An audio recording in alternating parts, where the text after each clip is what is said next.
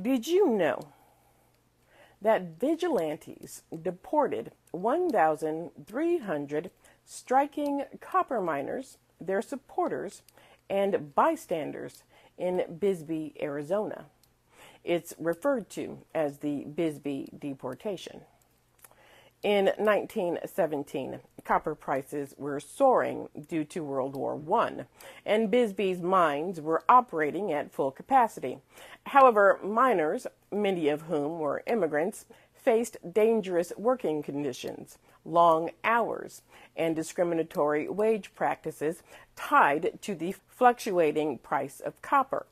The Industrial Workers of the World, IWW, also known as the Wobblies, organized the miners and presented a list of demands to the mining companies, including improved safety measures, an end to discriminatory wage practices, and recognition of their right to unionize. The companies refused these demands, using the war effort as justification. The IWW called a strike on June 26, 1917, due to dissatisfaction with the working condition and wages.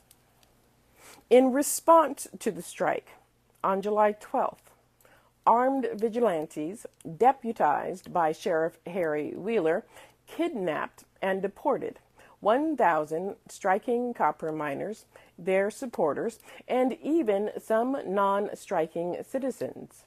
The action was orchestrated by Phelps Dodge, the major mining company in the area, which provided lists of workers and others who were to be arrested to the Cochise County Sheriff. The deportees were marched to a baseball park, then loaded into boxcars. They were then transported 200 miles to Tres Hermanas in New Mexico. The 16-hour journey was through desert, without food and with little water. Once unloaded, the deportees, most without money or transportation, were warned against returning to Bisbee. The U.S. government soon brought in members of the U.S. Army to assist with relocating the deportees to Columbus, New Mexico. The governor of New Mexico, in consultation with President Woodrow Wilson, provided temporary housing for the deportees. The federal government investigated the event and ultimately concluded that the mine owners were responsible for the kidnapping and detention of the miners.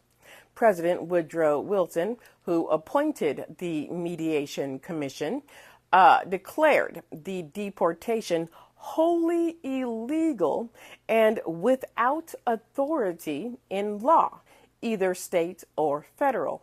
However, no individual or company was ever convicted in connection with the deportations.